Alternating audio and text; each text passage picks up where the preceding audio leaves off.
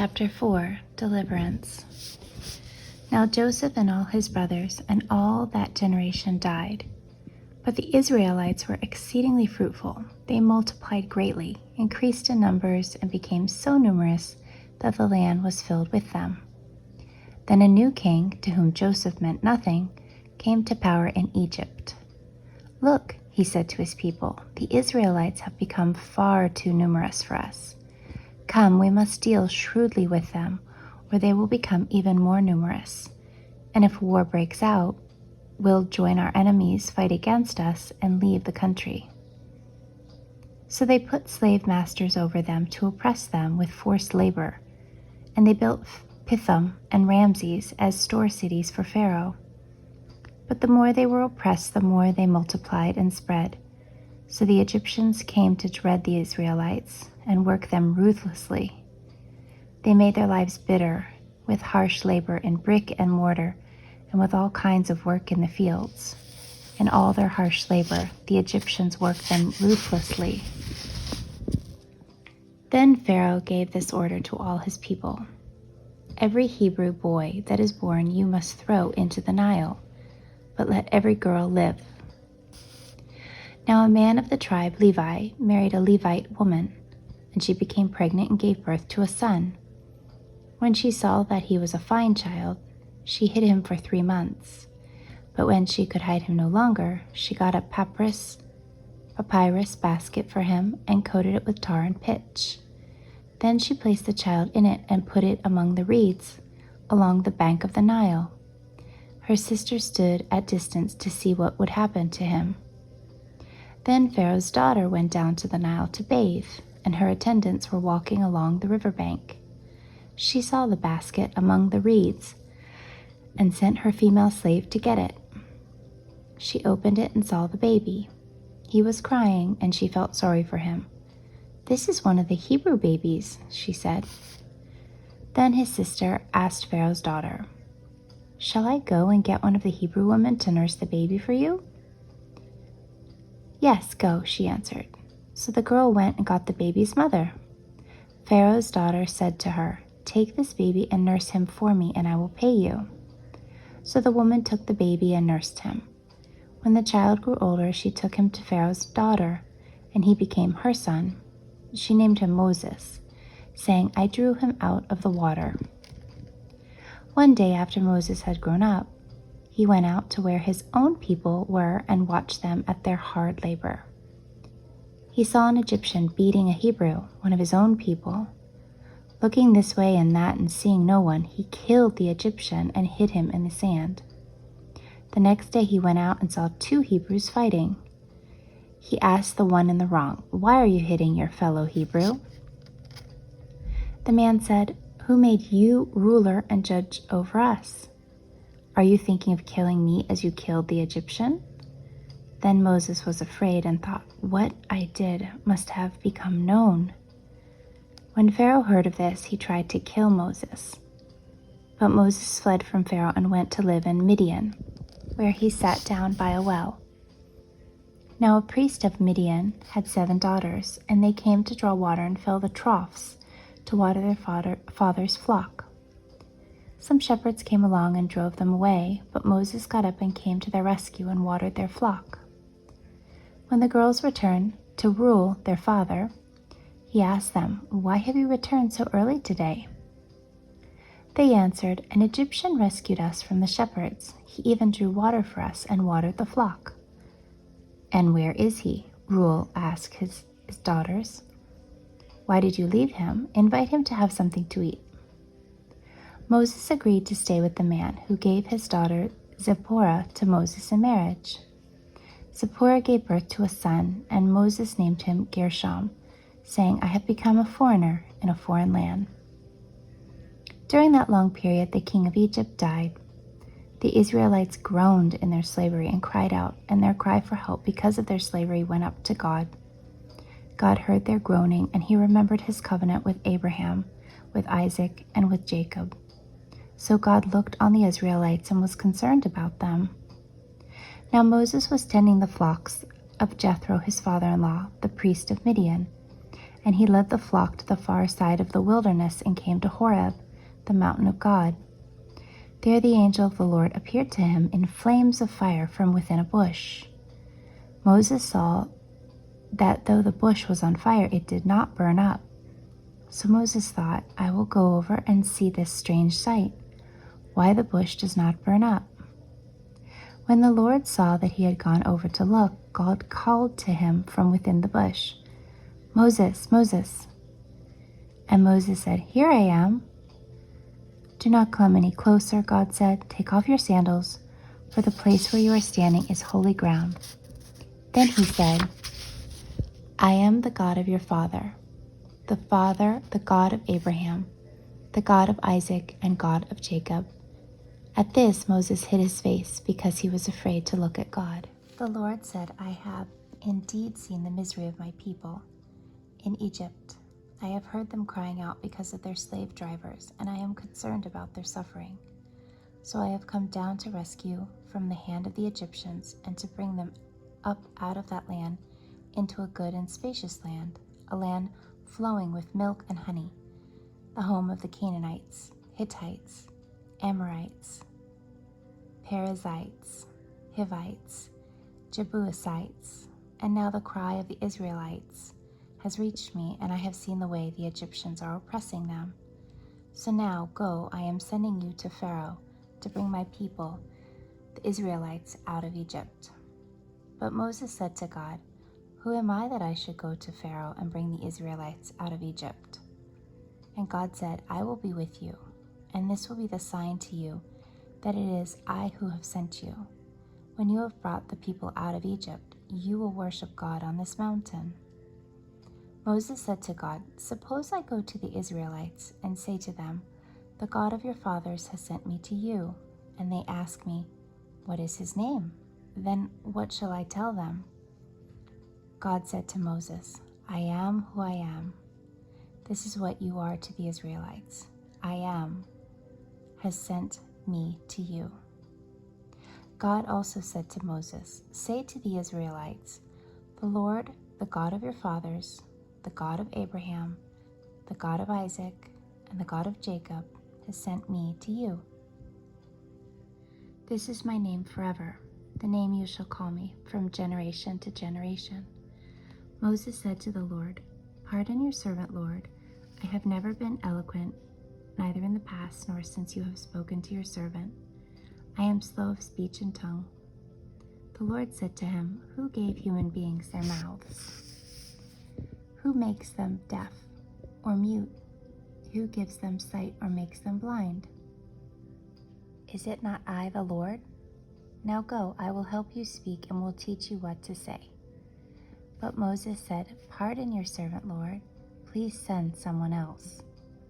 Then the Lord's anger burned against Moses, and he said, What about your brother Aaron, the Levite? I know he can speak well. He is already on his way to meet you, and he will be glad to see you. You shall speak to him and put words in his mouth. I will help both of you speak and will teach you what to do. He will speak to the people for you, and it will be as if it were your mouth and as if you were God to him. But take this staff in your hand so you can perform the signs with it. The Lord said to Aaron, Go into the wilderness to meet Moses. So he met Moses at the mountain of God and kissed him. Then Moses told Aaron everything the Lord had sent him to say, and also about all the signs he had commanded him to perform. Moses and Aaron brought together all the elders of the Israelites, and Aaron told them everything the Lord had said to Moses. He also performed the signs before the people, and they believed. And when they heard that the Lord was concerned about them and had seen their misery, they bowed down and worshipped. Unfortunately, things didn't go well with Moses and Aaron's first audience with Pharaoh. He not only refused their request to let the people of Israel hold a festival to the Lord in the wilderness, but he also made their slave labor even more difficult. Without reducing their production of bricks, they would have to find their own straw to mix in with the clay. The Israelite overseers realized that they were in trouble when they were told, "You are not to reduce the number of bricks required for you each day." When they left Pharaoh, they found Moses and Aaron waiting to meet them, and they said, "May the Lord look on you and judge you. You have made us obnoxious to Pharaoh, and his officials have put a sword in their hand to kill us." Moses returned to the Lord and said, "Why, Lord, have you brought trouble on his people? Is this why you sent me? Ever since I went to Pharaoh to speak in your name, he has brought trouble on this people, and you have not rescued your people at all." Then the Lord said to Moses, "Now you will see what I will do to Pharaoh. Because of my mighty hand, he will let them go. Because of my mighty hand, he will drive them out of his country." God also said to Moses, "I am the Lord. I appeared to Abraham, to Isaac, and to Jacob as God Almighty. But my name, the Lord, I did not make myself fully known to them. I also established my covenant with them to give them the land of Canaan, where they resided as foreigners. Moreover, I have heard the groaning of the Israelites, whom the Egyptians are enslaving, and I have remembered my covenant. Therefore say to the Israelites, I am the Lord, and I will bring you out from under the yoke of the Egyptians. I will free you from being slaves to them, and I will redeem you with an outstretched arm and with mighty acts of judgment. I will take you as my own people, and I will be your God. Then you will know that I am the Lord your God, who brought you out from under the yoke of the Egyptians. And I will bring you to the land I swore with uplifted hand to give to Abraham, to Isaac, and to Jacob. I will give it to you as a possession. I am the Lord." The Lord said to Moses and Aaron, "When Pharaoh says to you, 'Perform a miracle,' then say to Aaron, 'Take your staff and throw it down before Pharaoh, and it will become a snake.'" So Moses and Aaron went to Pharaoh and did just as the Lord commanded. Aaron threw his staff down in front of Pharaoh and his officials, and it became a snake. Pharaoh then summoned wise men and sorcerers, and the Egyptian magicians also did the same things by their secret arts. Each one threw down his staff, and it became a snake. But Aaron's staff swallowed up their staffs. Yet Pharaoh's heart became hard, and he would not listen to them, just as the Lord had said. Then the Lord said to Moses, "Pharaoh's heart is unyielding. He refuses to let the people go. Go to Pharaoh in the morning, and as he goes out to the river, confront him on the bank of the Nile, and take in your hand the staff that was changed into a snake. Then say to him, 'The Lord, the God of the Hebrews, has sent me to you to say, let my people go, so that you may worship me in the wilderness. But until now you have not listened. This is what the Lord says. By this you will know that I am the Lord. With the staff that is in my hand, I will strike the water of the Nile, and it will become changed into blood. The fish in the Nile will die, and the river will stink. The Egyptians will not be able to drink its water."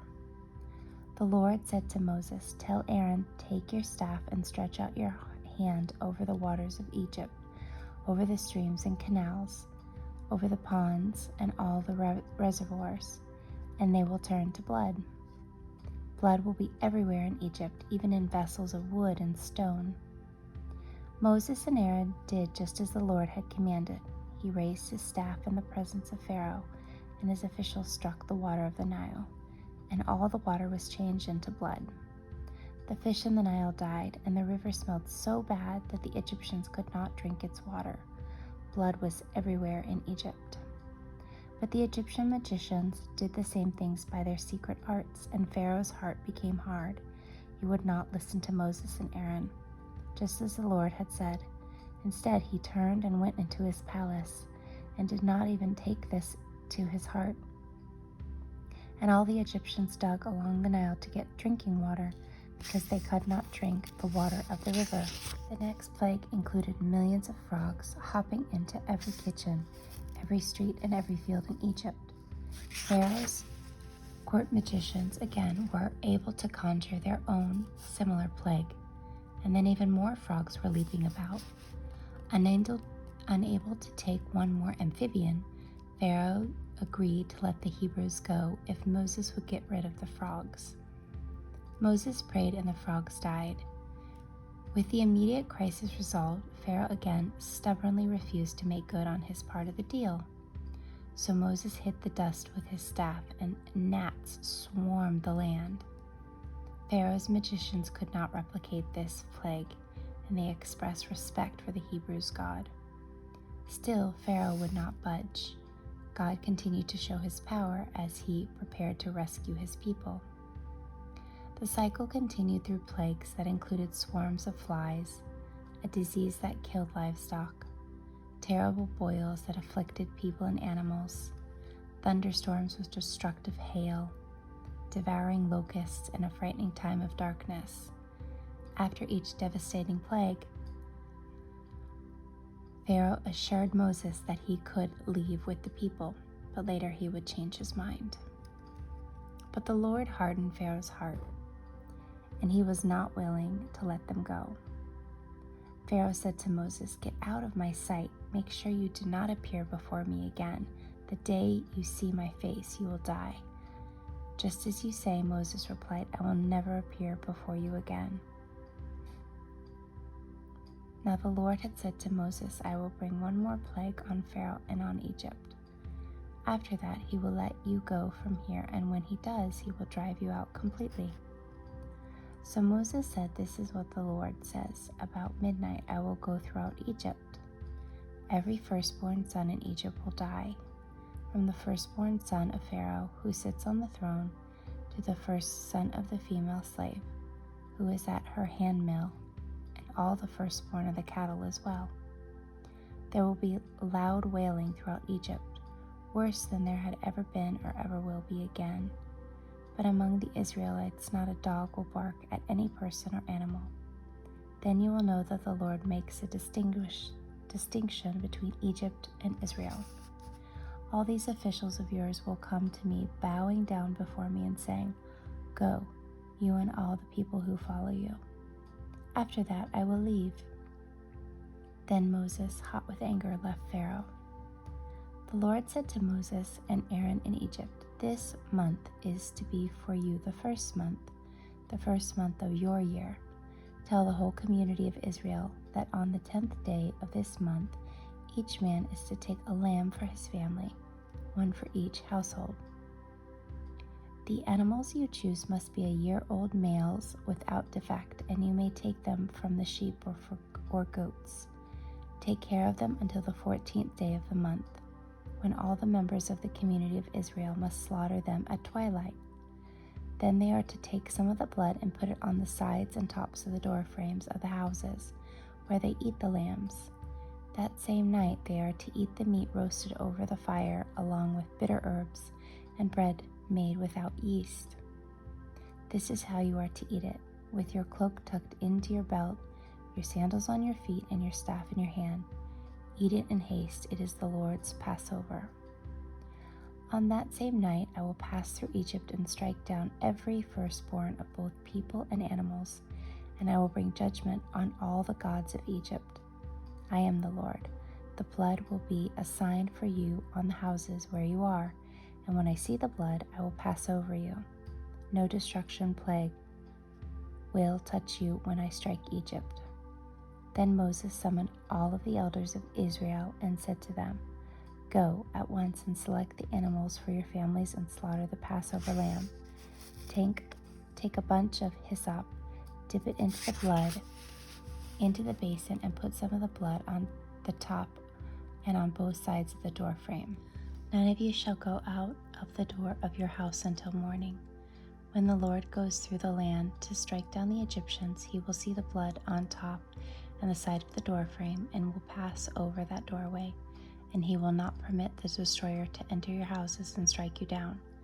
Obey these instructions as a lasting ordinance for you and your descendants." The Israelites did just what the Lord commanded, and Moses and Aaron. At midnight the Lord struck down all the firstborn in Egypt, from the firstborn of Pharaoh who sat on the throne to the firstborn of the prisoner who was in the dungeon, and the firstborn of all the livestock as well. Pharaoh and all his officials and all the Egyptians got up during the night, and there was a loud wailing in Egypt, for there was not a house without someone dead. During the night Pharaoh summoned Moses and Aaron and said, "Up, leave my people, you and the Israelites. Go, worship the Lord as you have requested. Take your flocks and herds, as you have said, and go and also bless me."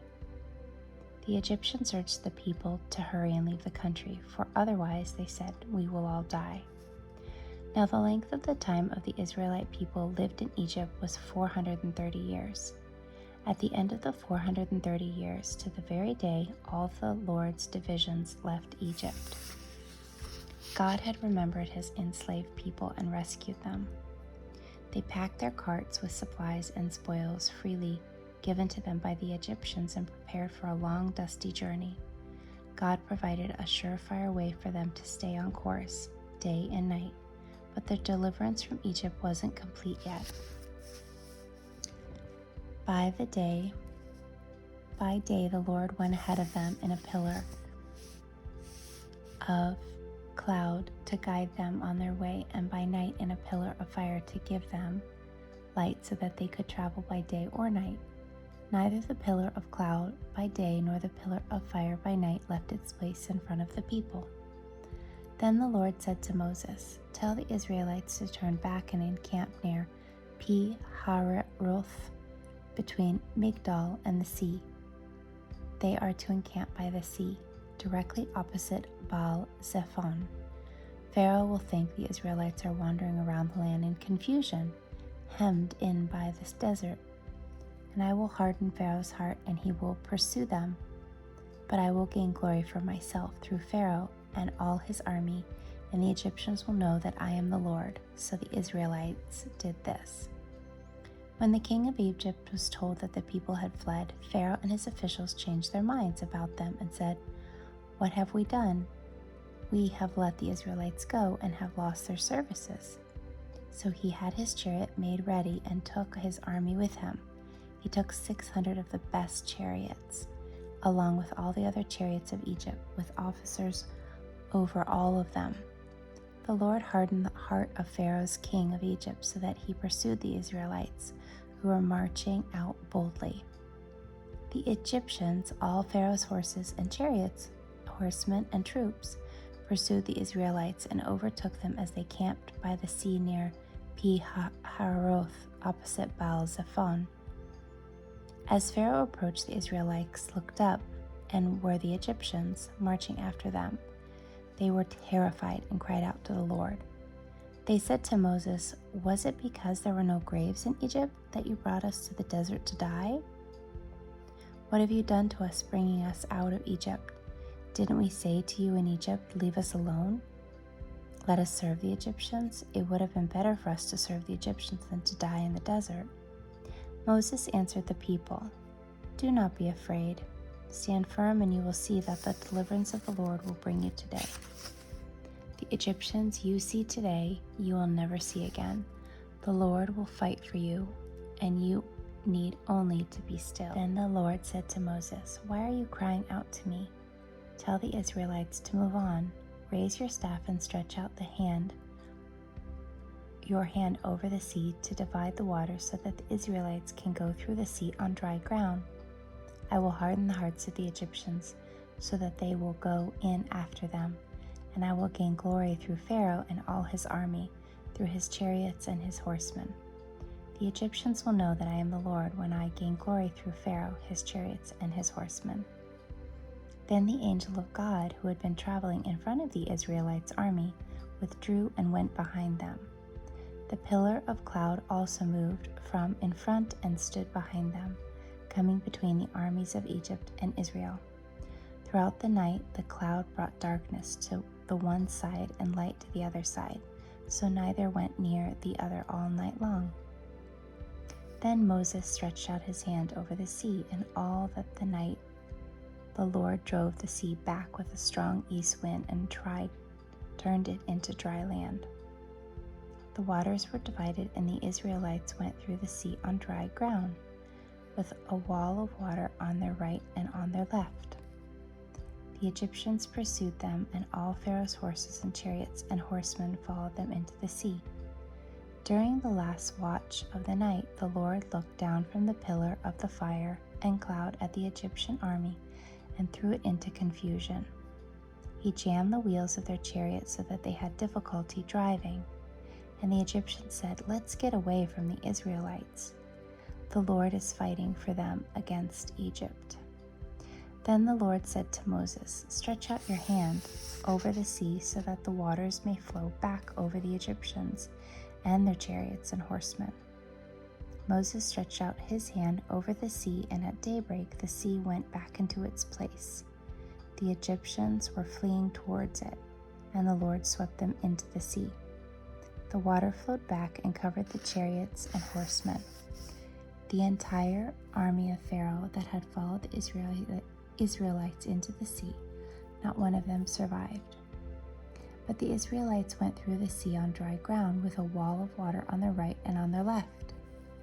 This unforgettable escape impressed upon the Israelites that God was indeed taking care of them. Enemy horses and chariot drivers were thrown into the sea. The people celebrated and sang for joy. Then Moses led Israel from the Red Sea, and they went into the desert of Shur. For 3 days they traveled in the desert without finding water. When they came to Marah, they could not drink its water because it was bitter. That is why the place is called Marah. So the people grumbled against Moses, saying, "What are we going to drink?" Then Moses cried out to the Lord, and the Lord showed him a piece of wood. He drew it into the water, and the water became fit to drink. There the Lord issued a ruling and instruction for them and put them to the test. He said, "If you listen carefully to the Lord your God and do what is right in his eyes, if you pay attention to his commands and keep all his decrees, I will not bring on you any of the diseases I brought on the Egyptians, and for I am the Lord who heals you." Then they came to Elim, where there were 12 springs and 70 palms, and they camped there near the water.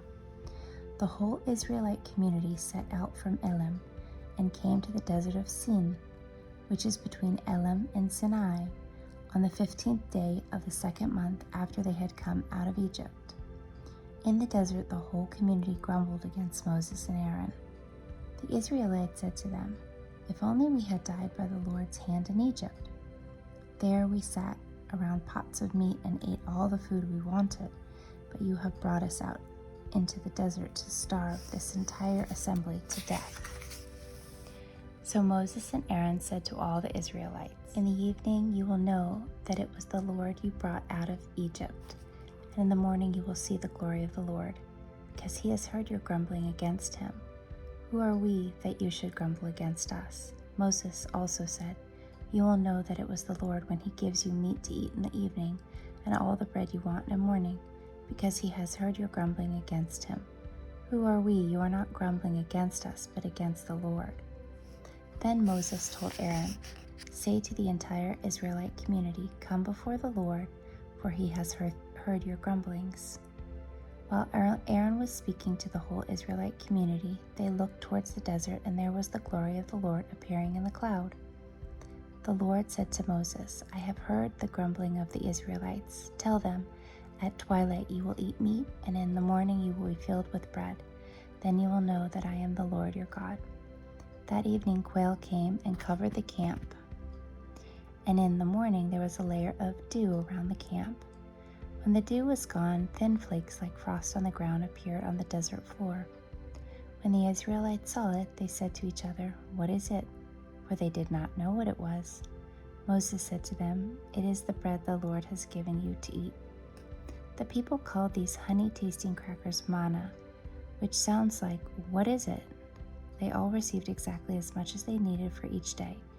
On the 6th day of the week, they gathered a double portion, for no manna fell on the 7th day, the holy day, set apart for the rest and worship. And so the people learned to trust God to provide for them and lead them to a new land. Well, not quite. The whole Israelite community set out from the desert of Sin, traveling from place to place as the Lord commanded.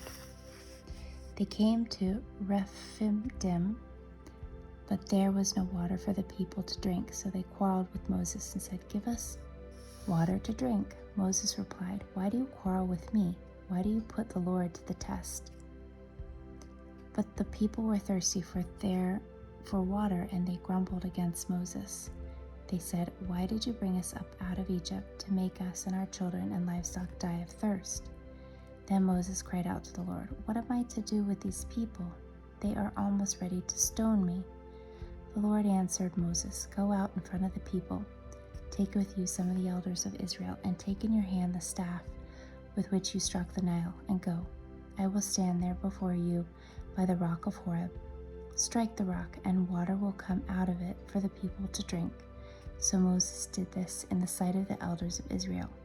And he called the place Massah and Meribah, because the Israelites quarreled and because they tested the Lord, saying, "Is the Lord among us or not?"